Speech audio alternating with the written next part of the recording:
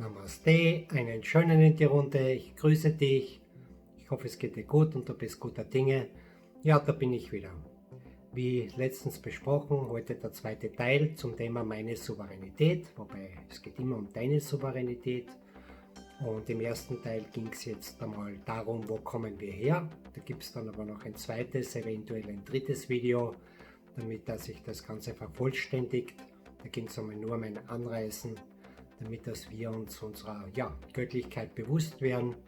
Dahingehend glaube ich, dass niemand daran zweifelt, dass wir Lichtwesen, göttliche Wesen sind. Man bedenke, wenn wir unseren Verstand, unser Denken, unser Fühlen vollkommen abschalten, dann wären wir nichts anderes als nur ein Haufen biologischer Masse. Und wie gesagt, dazu braucht es unseren Geist und unsere Seele, um diese biologische Masse mit Leben zu füllen. Ja, und dazu hingehend jetzt in der zweite Teil. Was machen wir hier? Und da würde ich euch bitten, wenn es dir möglich ist, einfach einmal bei diesem Video nicht dich auf deinen Verstand zu verlassen, sondern in erster Linie auf dein Bauchgefühl.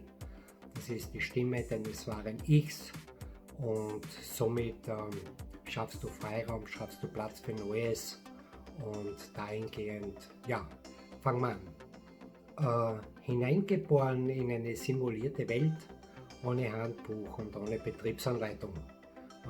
Deshalb wissen wir nahezu überhaupt nichts über uns und wie wir funktionieren, was unsere Aufgabe ist, auf welche Dinge, dass man Rücksicht nehmen muss, auf welche Dinge, was man Wert legen muss. Und wie gesagt, so irren wir mehr oder weniger planlos unser ganzes Leben herum. Und wie wir wissen, unser Leben hat ein Ablaufsdatum und dahingehend ist alles aufgebaut, das ganze System. Ich habe schon erwähnt, das ist natürlich ein System, was mit dunklen Kräften arbeitet, mit dunklen Mächten arbeitet. Und diesbezüglich haben wir natürlich einen unglaublichen Wissenskonflikt, weil eben diese simulierte Welt mit unserem göttlichen Weltbild einfach nicht zusammenpasst. Und dazu jetzt gerne ein bisschen mehr.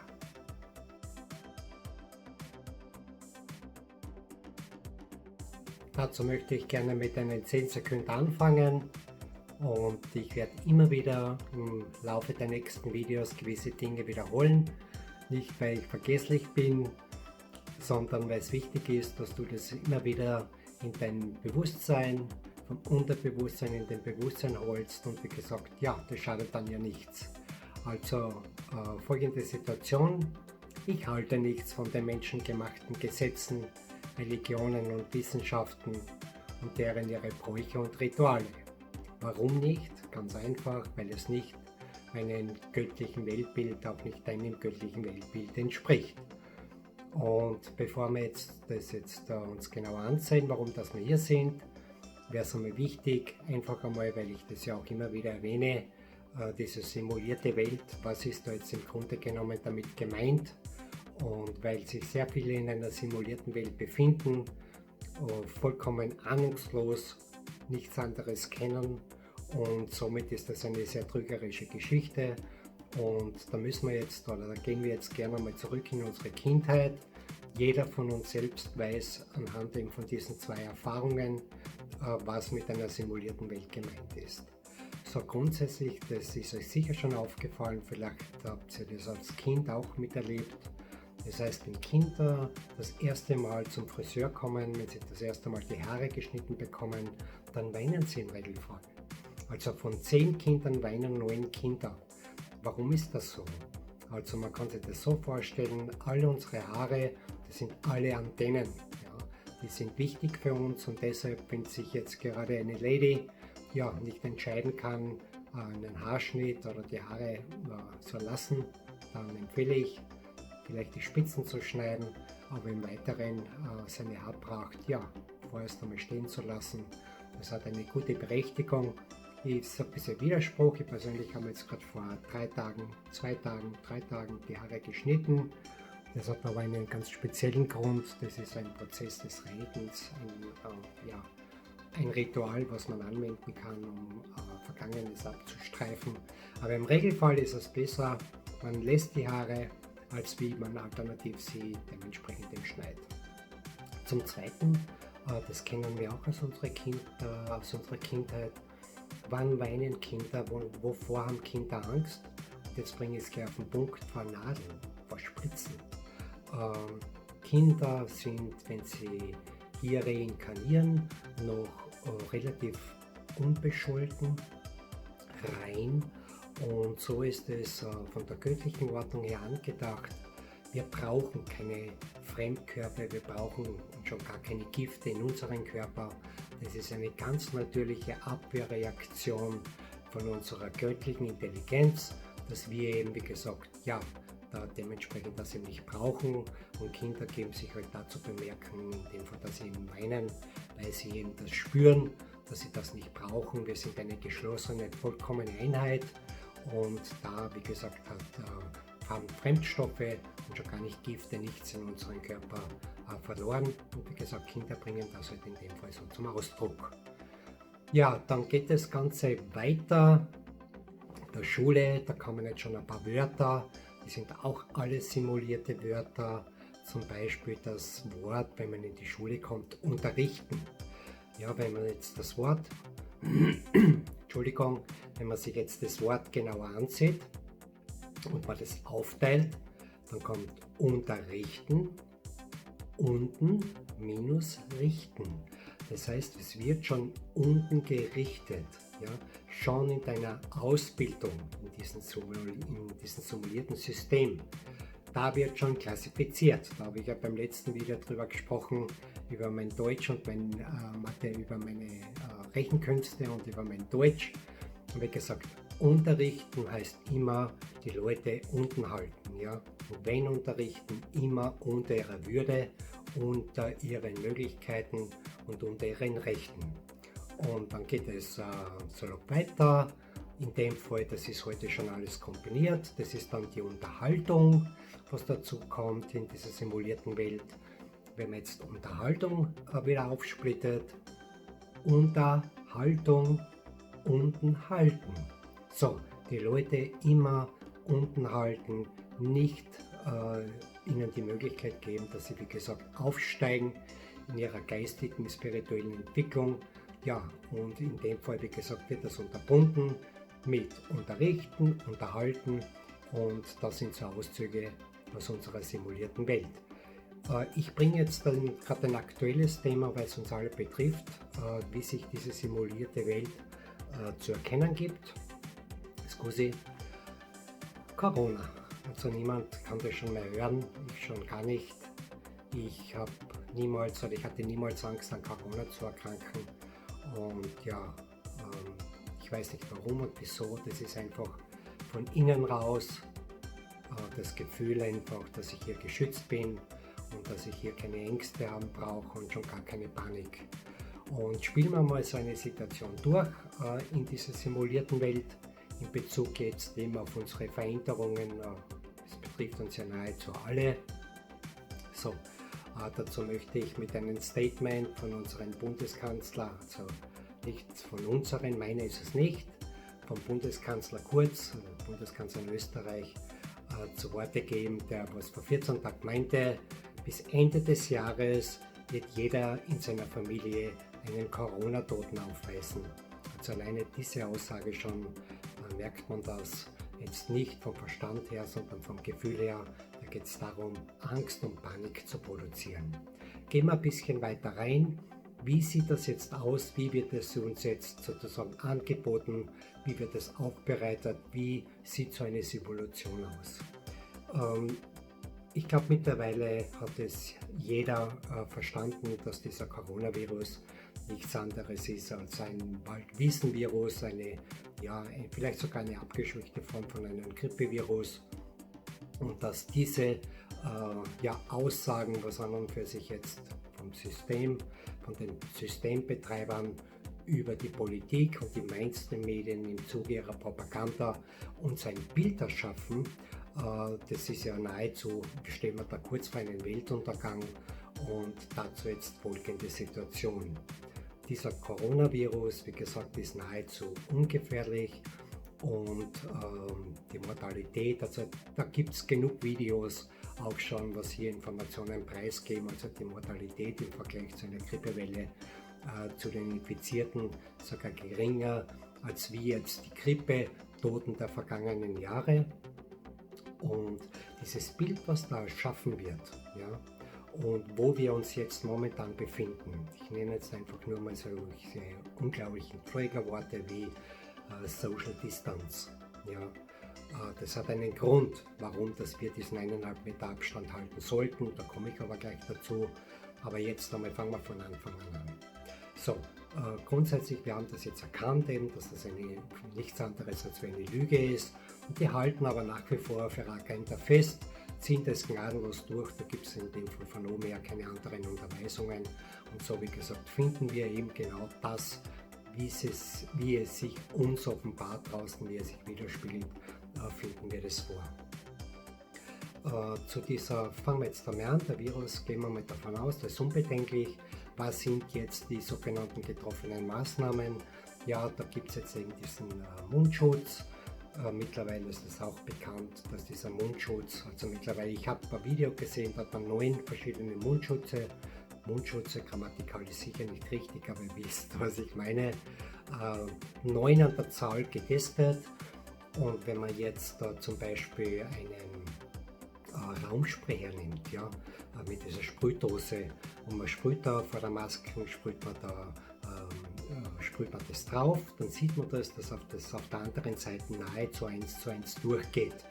Ja, also Schutz in dem Fall wird uns kommuniziert, schütze nicht dich, sondern schütze dein Gegenüber, indem dass du diese Maske trägst, wobei dass diese Maske von der Wirkung her, vom Schutz her vollkommen wirkungslos ist.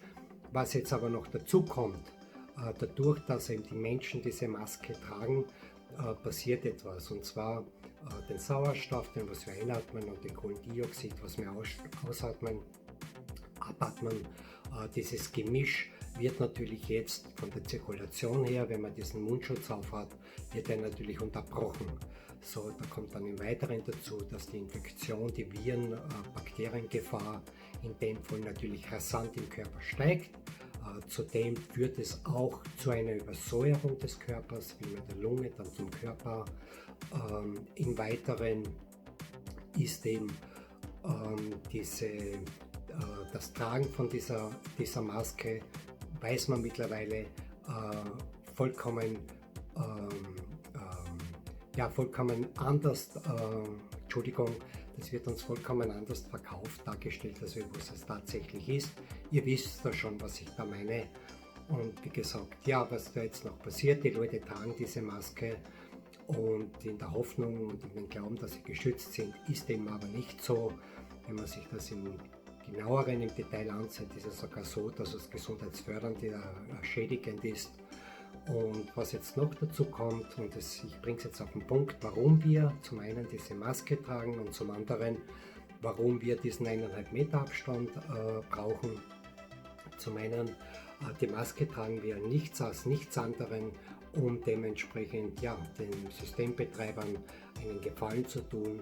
Sie bezeichnen uns ja, ich habe es beim letzten Video erwähnt, sie bezeichnen uns ja als ihr Vieh, Exekutive, Polizei, Bundeswehr, das sind ihre Hunde, und diese Hunde wachen über uns Vieh, und jetzt hat man dem Vieh sozusagen noch einen Maulkorb verpasst. Ja? Und nichts anderes steht da im Hintergrund. Das heißt, da geht es nur darum, um uns psychisch dementsprechend in Angst und in Panik zu versetzen, wie gesagt. All das zu unternehmen, was für uns gesundheitsschädigend statt gesundheitsfördernd ist. Dieser Abstand von diesen 1,5 Metern, mittlerweile hat man ja auch schon Überlegungen angestellt, den Abstand auf 2, eventuell 3 Meter zu erhöhen. Dazu sollte man wissen, dass heute alles von Software, von Hardware schon verfügbar ist, dass jeder Mensch, unabhängig ob er jetzt das MAP, zum Beispiel diese Ordnungssysteme eingestalten hat, jeder Mensch zu 99,4% weltweit geortet werden kann. Das ist unglaublich, oder? Und man braucht diesen 1,5 Meter Abstand, um auch jede einzelne Person zu lokalisieren. Wenn wir jetzt unter diesen 1,5 Metern, also wenn wir jetzt diesen Abstand nicht einhält, dann in dem Fall lässt die Software diese Erkennungsprogramme das nicht mehr zu und es kann nicht mehr erkennen, ob da jetzt 2, 3, 5, vielleicht sogar 10 Personen stehen. Und deshalb ist es wichtig, um uns natürlich zu kontrollieren, dementsprechend eben diesen Sicherheitsabstand einzuhalten. Und was wird damit verfolgt? Im Grunde genommen geht es um eine sehr perfide, um eine unglaublich unmenschliche Agenda.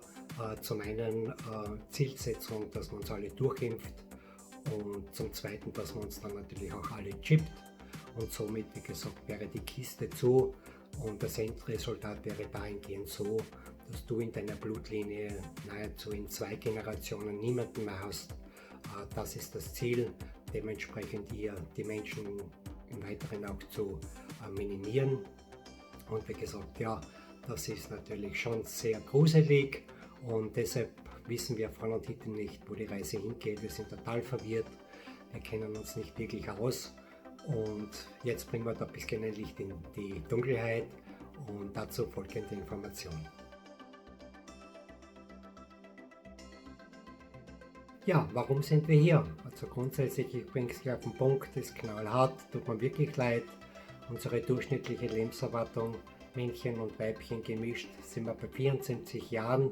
Tendenz sinkend und ja, da muss natürlich alles durchstrukturiert, durchgeplant sein, damit das wir an und für sich hier, wie gesagt, ja, mit unserer Lebenszeit etwas Sinnvolles anstellen. Das machen wir im Regelfall so, dass wir 45 Jahre, darauf wird es hinauslaufen, unseres Lebens dem System dienen und ja, genau, das ist es. Fühlt sich super an, fühlt sich prima an, gutes Gefühl, fühlt sich voll wahr an, oder eben nicht.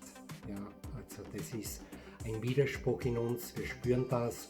Kinder, wie gesagt, können uns jetzt noch nicht wirklich ausdrücken, aber die spüren das schon als Kinder und wir natürlich dann im zunehmenden Alter natürlich immer mehr. Außerdem blendet das wirklich alles aus, aber das führt natürlich zu sehr starken Irritationen zwischen deinem Körper-Geist-Seele-Komplex und ja, das macht dich kaputt.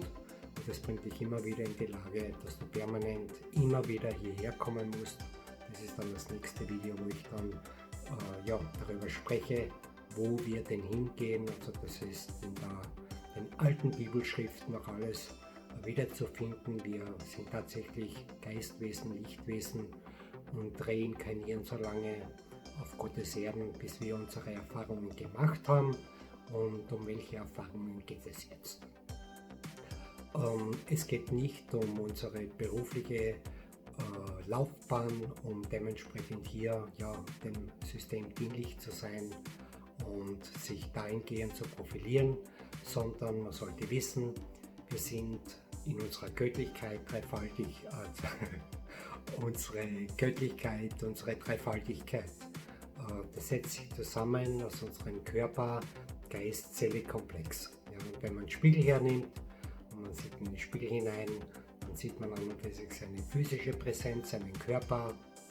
Und wenn man ein bisschen genauer hinsieht und in seine Augen sieht, dann spürt man das schon, dass da mehr dahinter steht, als wie eben ja, diese physische Präsenz und dazu folgende Informationen.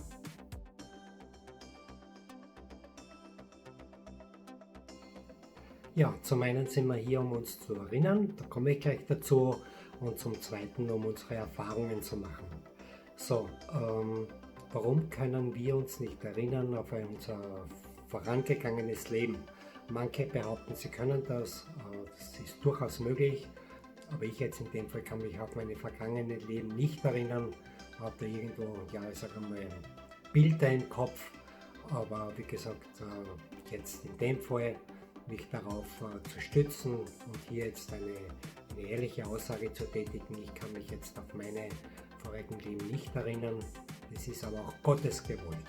Also wir haben jetzt zwei Kräfte, zum einen das simulierte System, was uns dumm macht und dumm hält, und zum anderen gibt es an und für sich die göttliche Ordnung, und diese göttliche Ordnung stellt sicher, dass wir uns auf unsere vorangegangenen Leben nicht erinnern Das hat etwas mit der Reinkarnation zu tun. Da spreche ich dann aber auch beim nächsten Video darüber. Das ist äußerst spannend. Das heißt, reinkarniert ein Körper-Geist-Seele-Komplex das erste Mal hier auf Mutters Erde oder ist er schon 100.000 Mal da gewesen? Das kommt dann noch beim nächsten Video. So, grundsätzlich ist es so, wie gesagt, wir bestehen aus Körper, Geist, Seele. Ja, wir sehen in erster Linie unseren Körper und über unser Denken, Entschuldigung, über unser Denken und Fühlen. Scusi.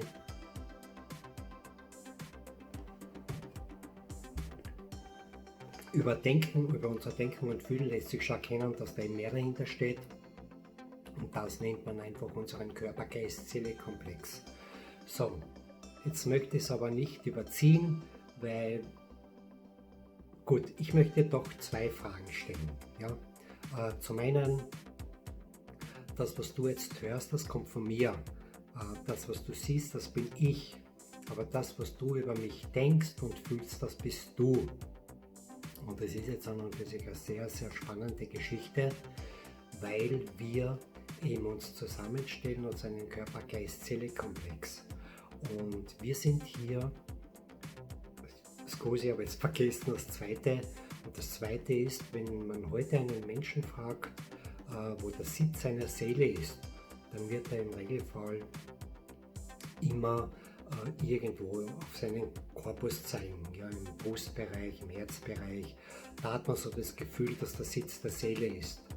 Und so wie du, wenn ich dich frage, wo du mich siehst, höchstwahrscheinlich mit dem Finger jetzt auf dem Handy zeigst oder auf dem Desktop, das ist nicht richtig, weil alles erst möglich ist in dir. So, wir bestehen in erster Linie alle als Schwingung. Man muss das jetzt noch ein bisschen hinunterbrechen als Vibrationen. Und so stellen wir erst über unser Auge ein komplettes Bild, formen wir erst ein komplettes Bild und das Formen an. Und wie gesagt, so erkennst du mich. Und bei der Seele ist dasselbe. Ich muss es jetzt einfach ansprechen. Wir sind der Meinung, dass die Seele in uns lebt. Tatsächlich ist es so, dass wir in unserer Seele leben.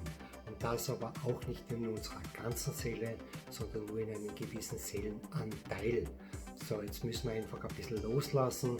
Wenn wir in den Spiegel schauen, das bist nicht du in deiner Vollkommenheit, sondern da gibt es dich, ja, dein wahres Ich. Und dein wahres Ich an und für sich hat sich dafür entschlossen, einen Teil von deiner Seele hier auf der Erde zu reinkarnieren zu lassen. Und in dem Fall brauchen wir einen physischen Körper und so baut sich das Ganze zusammen. So, ich bringe es jetzt auf den Punkt. Wir sind einzig und alleine hier, um uns zu erinnern und zum weiteren Erfahrungen zu machen. Aber das sind jetzt nicht diese Erfahrungen, so wie wir sie kennen, sondern hier geht es in erster Linie um unseren Seelenanteil, dass unser Seelenanteil Erfahrungen möchte, Erfahrungen sammelt. Warum? Um sich spirituell weiterzuentwickeln. So, jetzt wird schon ein bisschen, wenn ich das anspreche, dann muss ich das andere auch erwähnen.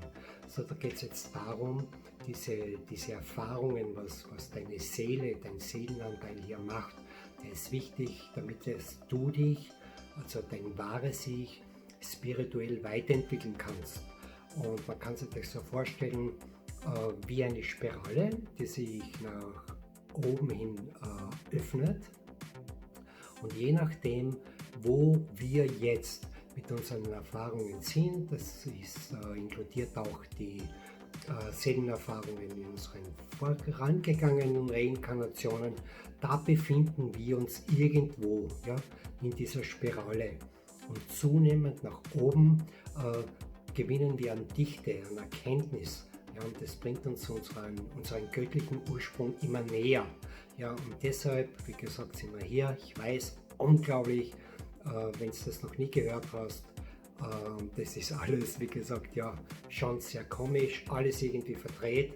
Aber Fakt ist, du bist ein göttliches Wesen, du bist ein Lichtwesen und du hast dich dafür entschlossen, hier auf die Erde, hier auf dieser Erde zu reinkarnieren, um eben deine Seele, deinen Seelenanteil, Erfahrungen zuzuleiten, was eben hier eine spirituelle Entwicklung deiner Seele erlaubt um eben deiner Göttlichkeit näher zu kommen. Genau, und ja, das wäre es im Vorfeld einmal. Ich werde da sicher noch ein zweites, drittes Video machen, damit sich das Ganze festigt, ja, dass man das immer wieder gehört hat. Und ja, machen wir weiter. Und ja, einen Teil habe ich noch, muss aber mal kurz langsam vergessen. Keinen Moment. Zum Abschluss natürlich eine vollkommen berechtigte Frage: Warum sehen wir bei den meisten Dingen einfach weg? Gewisse Dinge möchten wir einfach nicht sehen, einfach nicht hören. Da spreche ich jetzt um die Belange, was weltweit vor sich geht. Da müssen wir jetzt gar nicht Corona hernehmen, nehmen wir einfach einmal nur her, was passiert tagtäglich weltweit. Täglich sterben Tausende unserer Brüder und Schwestern, Babys, Kinder am Hungertod oder verdursten.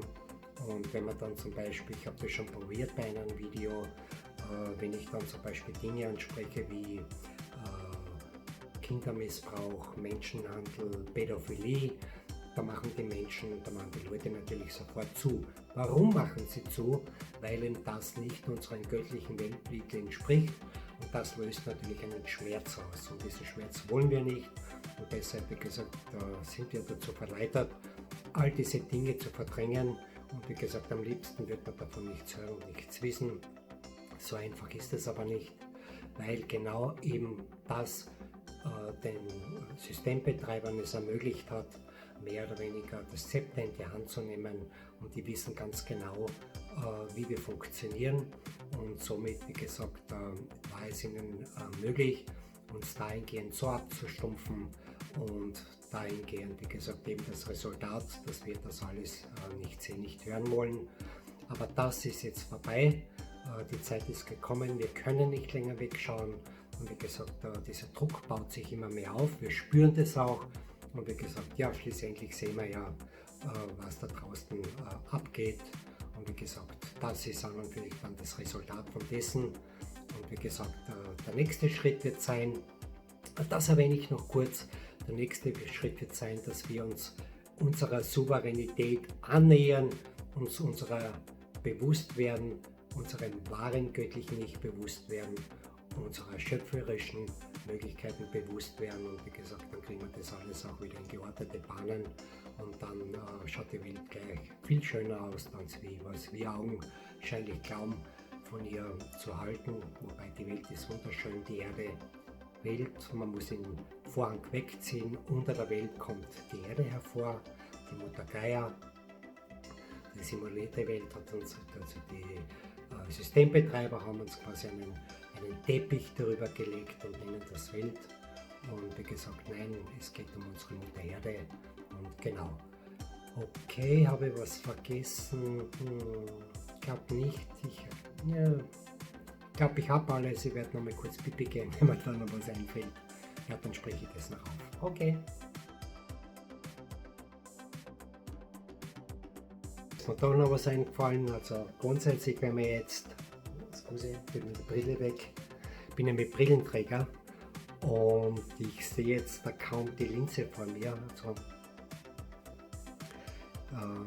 ich wollte mal vor 2 Jahren die Augen lasern lassen, das ist aber nicht mehr notwendig. Ein bisschen noch Geduld, dann lässt sich das in dem Fall mit den neuen, ja, uns nach wie vor verheimlichten technologischen Errungenschaften lässt sich das dann wunderbar korrigieren, ohne größeren Lasereingriff. Und wie gesagt, ja, die Zeit halte ich noch aus. Und infolgedessen, ja, bin fast blind wie ein Maulwurf, so schlimm ist nicht, aber ja, ich sehe halt mit der Brille besser. Was ist jetzt aktueller Stand? Also grundsätzlich, alle Menschen befinden sich jetzt gerade im Erwachungsprozess, wobei sehr nüchtern, dass fast noch 90% quasi noch so in einem Dämmerschlaf sind. Ja, ganz schlafen tun sie nicht mehr, außer die, ja, gibt es welche, aber so im Grunde genommen sind wir alle jetzt gerade im Erwachungsprozess, und um das ein bisschen herauszuarbeiten. Entschuldigung, 10% sind in etwa so jetzt erwacht. Ja. Die wissen schon, da stimmt irgendetwas nicht, und Wie sieht das jetzt aus, wenn man jetzt einmal alle Menschen hernimmt? Wo stehen wir da? Eben diese 10%, die sind jetzt schon ziemlich wach. Manche haben gar nicht geschlafen. Da gibt es neben uns Eliots, Eli, unser Gottesvater, wobei auch nicht unser Schöpfer, Od, Eli, Eli, Od. Wir kommen aus dem Sternensystem Od. Da gibt es neben uns noch sehr viele andere göttliche Wesen. Da gibt es Lichtarbeiter, da gibt es in dem Fall Reisende, wie gesagt, die haben nie geschlafen, die sind auch hier präsent, die unterstützen uns mit der notwendigen Energie, das ist die sogenannte Lichtarbeit. Sonst wäre das gar nicht möglich, uns aus dem Tiefschlaf rauszurütteln. Und Fakt ist, wir haben jetzt eine Ist-Situation. Ja? Was jetzt an und für sich in absehbarer Zeit schon relativ zeitnah passieren wird, so, dadurch, dass jetzt noch sehr viele im Dämmerschlaf sind, es wird ein sehr hartes Erwachen. Ja?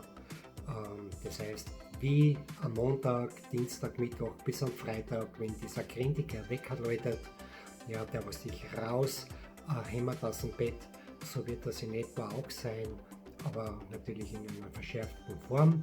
Keine Angst, keine Sorge, wir werden das alle nahezu überleben. Da geht es jetzt, wie gesagt, rein nur um zu erkennen, in der nächsten Phase unseres geistigen Erwachens, dass wir endlich erkennen, wer wir wirklich sind. Und um das auf den Punkt zu bringen, die Masse wird dann, wie gesagt, ja, unschön aus dem Schlaf gerissen. Dann die nächste Stufe wird sein, dass alles eine unglaubliche Spannung erreicht. Die kommt dann zur Entladung. Also dann kommen alle Formen von negativer Schwingungen auch mit rein. Zorn, Verzweiflung, Kummer, ja, all diese, wie gesagt, sehr niedrig schwingenden Frequenzen. Und dann im Weiteren, wie gesagt, werden wir uns wieder beruhigen, werden wir uns besinnen, werden wir in uns kehren und wie gesagt, dann erst quasi, ja, das goldene Zeitalter hat schon begonnen, aber dann auch für jeden Einzelnen, wenn man das so sagen kann. Genau. Ja, schon wieder einige Informationen. Ich weiß, alles ein bisschen kreuz und quer, kreuz und quer durchs Bett. Ist aber mal wichtig, dass du das gehört hast. Du musst das jetzt nicht unbedingt alles im Kopf sortieren. Ich werde das immer wieder mal ansprechen, wie gesagt, dass ich das dann auch festigt und dass du das immer wieder gehört hast. Und dann, ja, dann können wir uns gemeinsam darauf freuen, auf eine schöne Zeit. Und die steht uns bevor. Aber zuvor ist es wichtig, dass wir relativ schnell, und da lasse ich nicht locker, in unsere Souveränität kommen, weil uns diese Souveränität davor bewahrt, auf das kommende, zeitnahe, aber auch diese Veränderungen, was jetzt einfach in den nächsten Jahren eintreten. Und wie gesagt, ja, so hingehend geht unsere Reise. Na gut, in dem Fall habe ich es für heute. Ich wünsche dir eine wunderschöne Zeit. Alles Liebe. Ich grüße dich in der Liebe und im Licht unseres unendlichen Schöpfers. Und ich wünsche dir Licht und Liebe auf all deinen Wegen. Und ich freue mich schon bis demnächst. Lass dir gut gehen. Liebe Grüße aus Wien.